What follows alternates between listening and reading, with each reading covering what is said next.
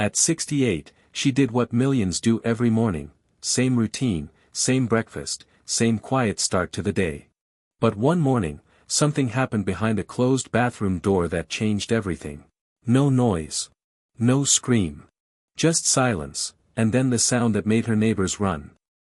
What followed wasn't just a medical scare, it was a wake-up call hiding in plain sight. Could something you've done for years be quietly working against you? Let us know in the comments. And now, it's time for the intro. 3, 2, 1.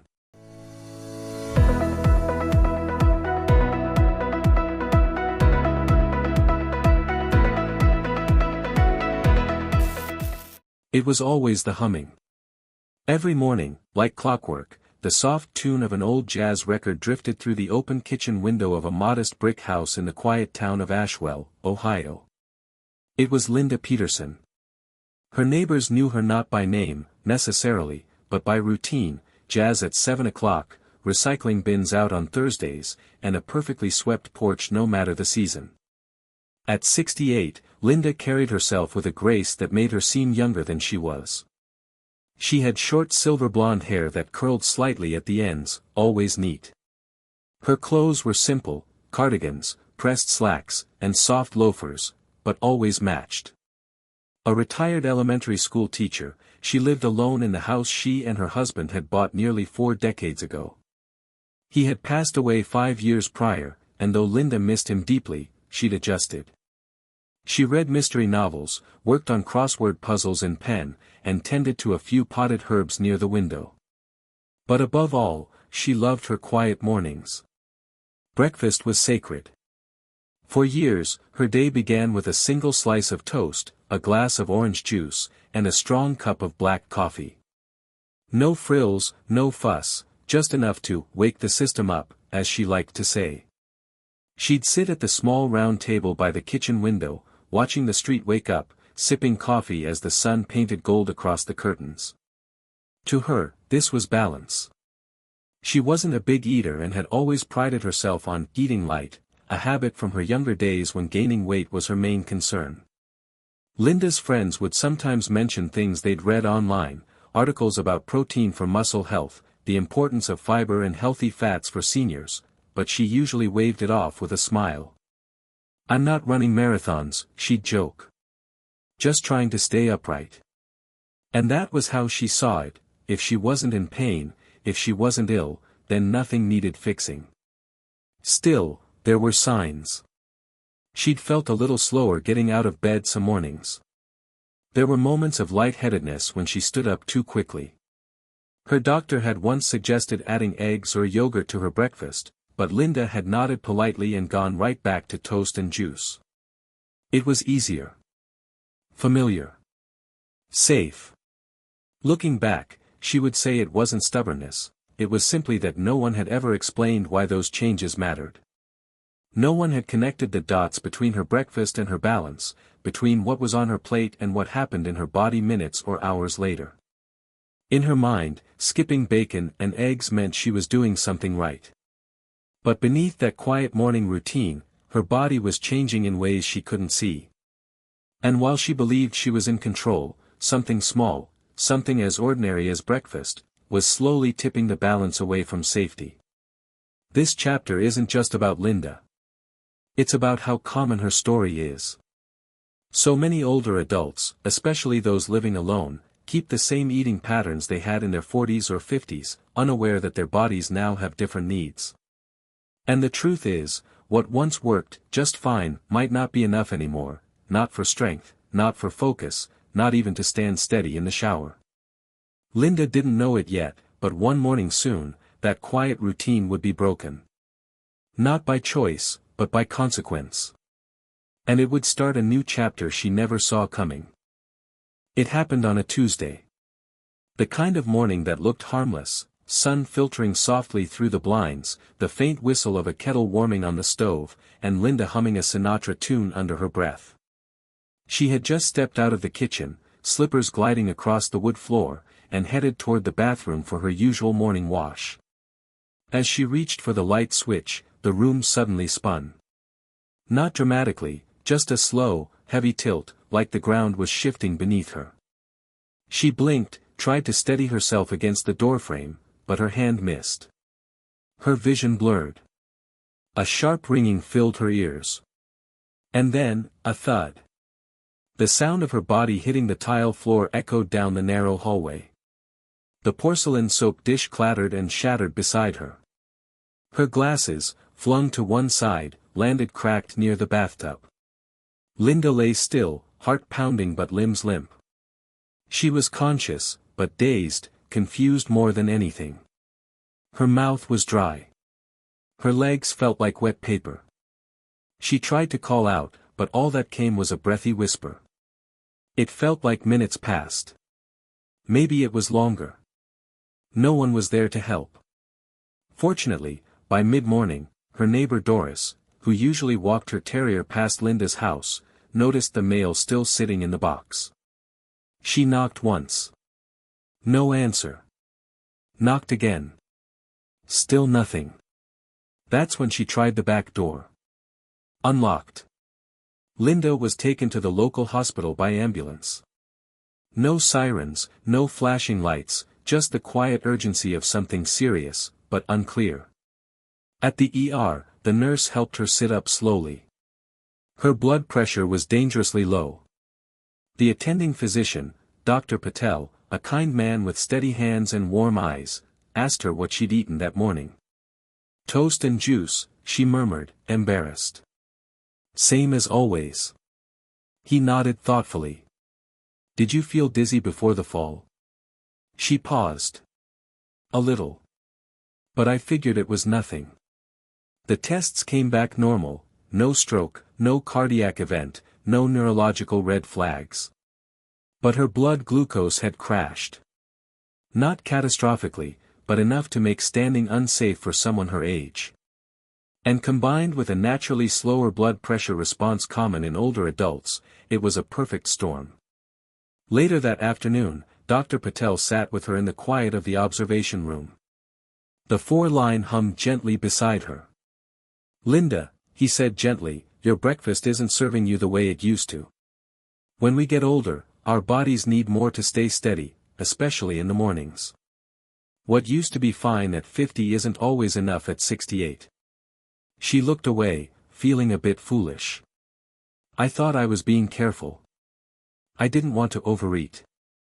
I understand, he said. But it's not about eating more, it's about eating smarter.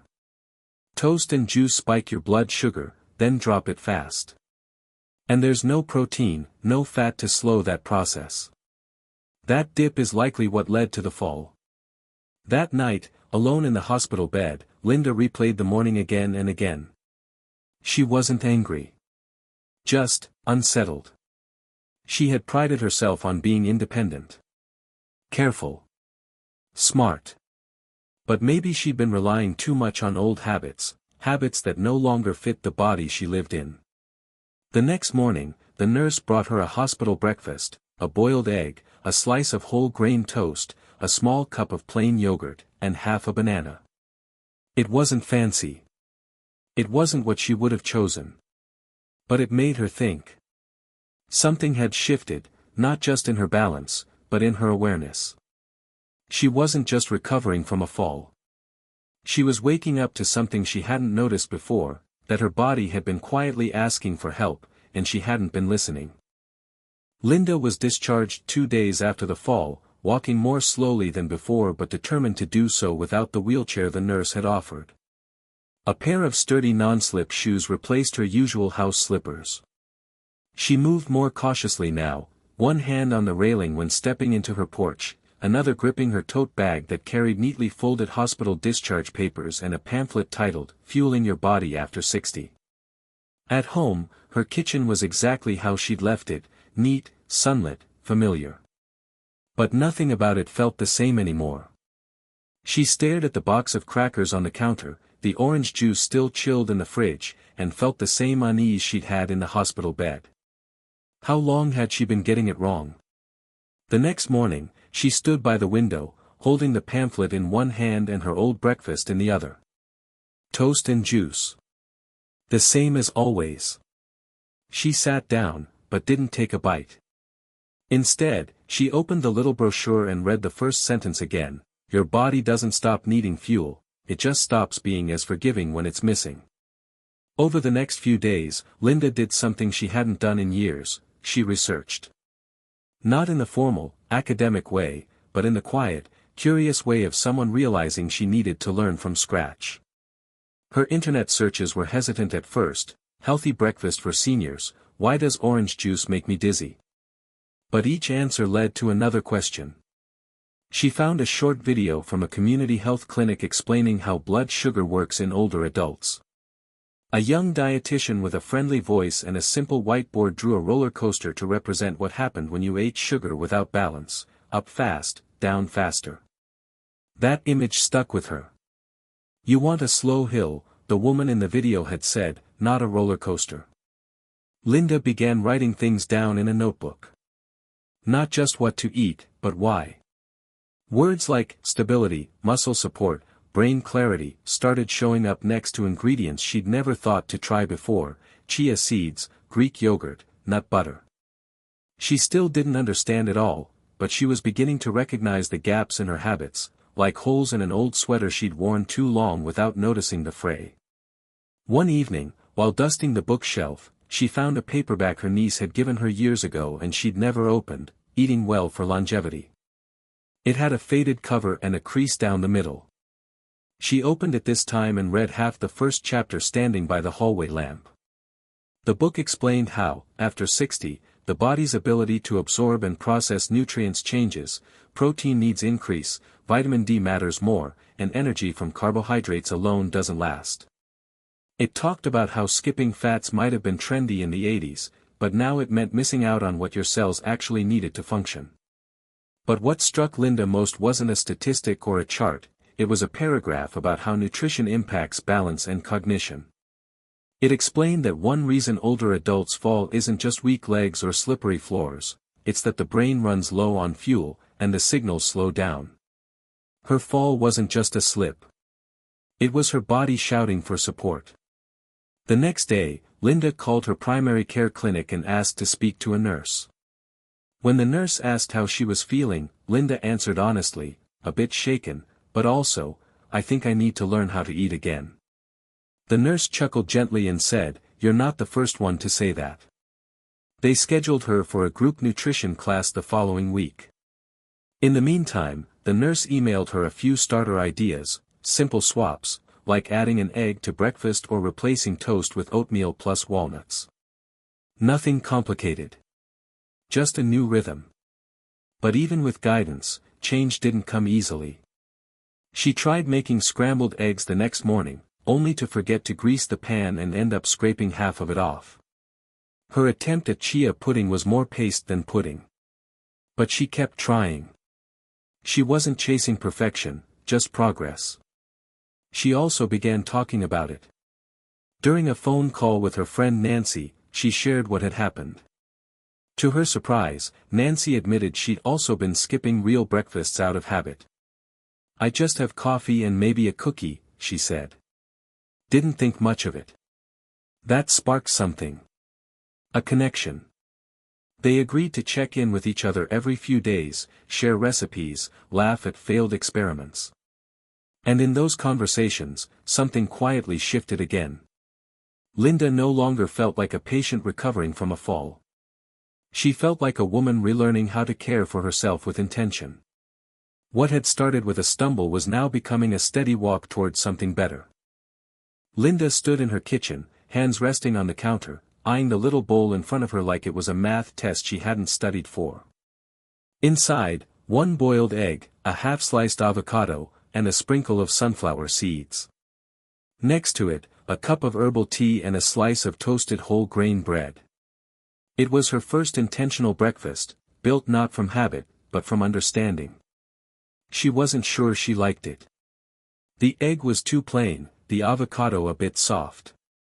But there was something quietly satisfying about it. The act of preparing it, of sitting down not just to feed herself but to nourish herself, brought a sense of presence that her rushed breakfasts had never offered. The first few days felt awkward. She had to remind herself not to pour the orange juice automatically. She had to look up how long to soak oats, whether walnuts needed to be chopped, and how to make plain yogurt taste less plain. Some mornings, she muttered to herself in frustration. Who knew breakfast could be this complicated? But slowly, the unfamiliar became routine. Not perfect, there were still mornings she burned the toast or added too much cinnamon to her oatmeal, but better. Steadier. One morning, a week after the group nutrition class, Linda took out a clean sheet of paper and wrote at the top, "My new morning plan." She didn't intend to follow it like law, but it helped to have it visible, a mix-and-match list of foods she liked that supported the goals she now understood: steady energy, mental clarity, muscle strength, and stability. She began to rotate meals. One day, cottage cheese with sliced peaches and almonds. Another, scrambled eggs with spinach and mushrooms. When she discovered she liked Greek yogurt topped with berries and chia seeds, it became her go-to. There was even a smoothie, spinach, banana, protein powder, and peanut butter, that she learned to make without spilling the blender. These weren't Instagram-worthy plates. They didn't sparkle or look polished. But they made her feel full, not just in her stomach, but in her body. Like her limbs belonged to her again. Like her brain wasn't operating on delay. The foggy starts to her day became rare. Her gait steadied. She no longer felt that second or two of wobble when standing up from the couch. The changes went beyond the plate. Each morning, after breakfast, she walked. Just around the block at first, slow, careful steps with her new orthopedic sneakers. She waved to Doris, the neighbor who had found her that morning, and they sometimes walked together. As the weeks passed, her steps became more confident. She no longer paused at every corner to catch her breath. She even began to look forward to those walks, the feeling of fresh air, the gentle rhythm of her pace, the way her muscles seemed to thank her afterward. Her conversations with Nancy continued too. They swapped more than recipes now. They talked about sleep, hydration, even posture. "I caught myself slouching over my cereal bowl yesterday," Nancy said once, laughing. "We're not hunchbacks yet, are we?" Linda also began writing in a small journal, nothing elaborate, just 3 lines each day: what she ate, how she felt, and one thing she was proud of. At first, the entries were short and cautious: yogurt and toast. Felt okay. Didn't skip breakfast. But over time, the reflections deepened. Stayed full until noon. No dizziness. Walked an extra block. There were moments of doubt, of course. One afternoon, while grocery shopping, Linda stood in front of the refrigerated aisle staring at a wall of labels: low fat, full fat, probiotic, no sugar added. It was overwhelming. A young woman passed by with her toddler and glanced at Linda's puzzled expression. "Want a tip?" she asked kindly. "If you can't pronounce the ingredients, skip it." They laughed. That small exchange reminded Linda that it was okay to not know everything, and okay to ask. Then there was the potluck. The community center hosted its monthly seniors' lunch, and this time, Linda brought something different: her new banana oat muffins made with almond flour and flaxseed. She was nervous. "They're not sweet," she warned anyone who reached for one. But to her surprise, people liked them, especially Doris, who asked for the recipe and told Linda she ought to teach a class. Linda laughed, shaking her head. "I'm still learning myself," she said. But the idea lingered. Back home that evening, she sat with a cup of chamomile tea, watching the sky turn from blue to gold. The kitchen counter had a small stack of groceries she hadn't bought before, the kind that now made her feel capable instead of confused. She reached for her notebook and wrote something new on the front page: fuel, not filler. This wasn't just about avoiding another fall. It had become something deeper. A kind of quiet partnership with her body. For the first time in years, she was listening, not just to symptoms, but to signals. She was choosing with intention. And in doing so, she was reclaiming something she hadn't even realized she'd lost, the right to feel strong in her own mornings. The first snow came early that year, just a light dusting, barely clinging to the roofs and branches in Linda's neighborhood. Still, it was enough to paint the world white for a morning. Linda watched from her front porch, a thick scarf wrapped around her neck, a ceramic mug warming her hands. The steam rose gently from her tea, curling into the crisp air. She smiled, not because of the snow itself, but because she had made it through fall, without a single stumble. It had been nearly 3 months since her fall in the bathroom. 3 months since a quiet morning turned into a wake-up call. But now, the fear that had settled in her chest like a weight had begun to lift. Her steps were sure again. Her morning steady. But more than that, something had softened inside her, something that had once been clenched with self-reliance and pride. She no longer saw her body as something to manage or control. She had started to see it as something to care for, to nourish, to respect for the decades it had carried her through life. Each day now began with something warm. Sometimes it was oatmeal with almond butter and apples, other times scrambled eggs with kale. Whatever the choice, it was deliberate. She still enjoyed her morning tea, still listened to Sinatra, still watched the street awaken, but now with a sense of presence, like her body and mind were finally moving together again.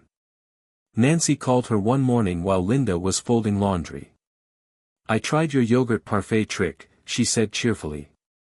"My blood pressure stayed steady till lunch. My daughter thinks I've joined a wellness cult." Linda laughed. "Tell her it's just old ladies trying not to fall over." That simple humor between them had become a kind of medicine. A reminder that change didn't need to be grim, it could be light, even joyful. They now met once a week at the local diner, not for greasy breakfasts, but to sip tea and share what they'd learned. They even invited a few others from the nutrition class. What started as recovery had slowly bloomed into quiet community. But Linda's favorite moment came unexpectedly one afternoon in December. Her niece, Emily, sent a postcard from Colorado. On the front, a photo of snowy mountains. On the back, just a few lines: "Aunt Linda, I've been thinking about what you said. I started adding eggs to my breakfast. No more skipping. Turns out, you're right, again. Love you." Linda reread that note several times, her fingers brushing the paper as if trying to hold the feeling. It wasn't just about nutrition. It was about the idea that small choices matter, not just for ourselves, but for those who watch and learn from us.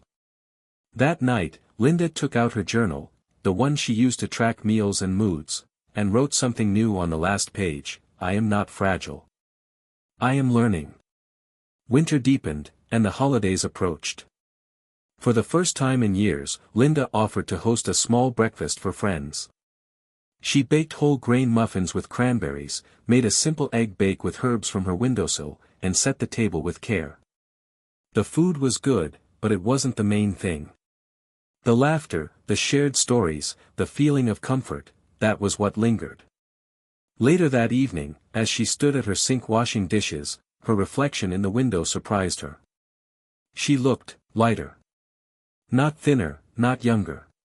Just more at ease in her skin. Her recovery wasn't dramatic. There had been no magic fix, no sudden turning point. Just a series of small, consistent choices: a better breakfast, a daily walk, a willingness to change without shame. It was the kind of healing that happens so gradually, you don't notice until you wake up one morning and realize the fear has gone quiet. Linda turned off the kitchen light and walked toward the living room, her feet sure on the hardwood floor. The snow was falling again, steady, silent, gentle. And she moved through the house like she belonged in it. Like she trusted the ground beneath her.